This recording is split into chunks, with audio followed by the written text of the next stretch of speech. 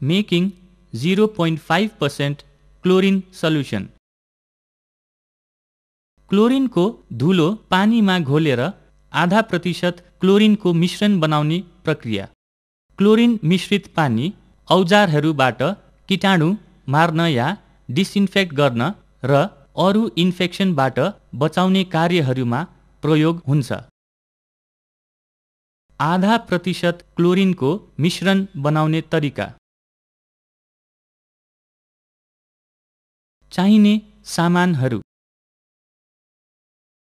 Chlorine या भाइरेक्स को धुलो powder, खाली बाल्टिन, कम्तीमा 10 लिटर अट्ने, 10-15 लिटर पानीले भरेको बाल्टिन, पानी नाप्ने भाँडा, उपयोगी पन्जा, लुगा माथि लगाउन एप्रेन प्लास्टिकको भए राम्रो, आँखालाई रक्षा गर्ने खाले चस्मा, मुख छोप्नलाई मास्क र कैँची सिजर्स।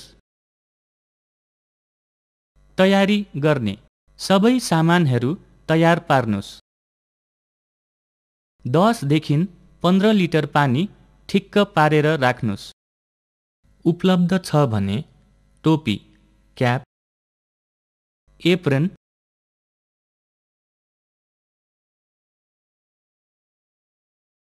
मुख छोप्ने मास्क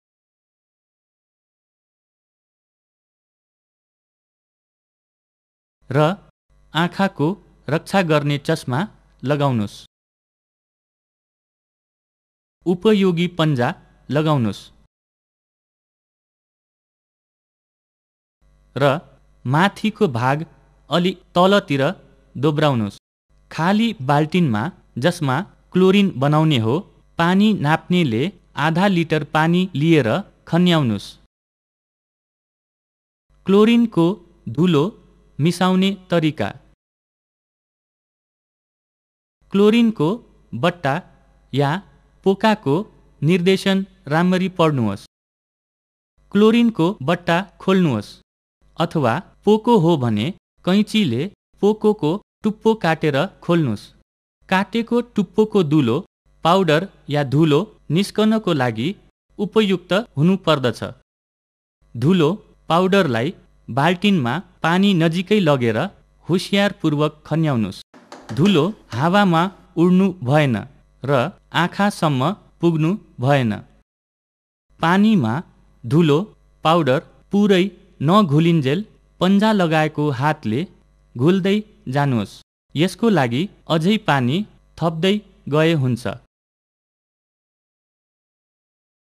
बाल्टीमा जम्मा 10 लिटर पुग्ने गरी बिस्तारै थप पानी खन्याउँदै जानुहोस्।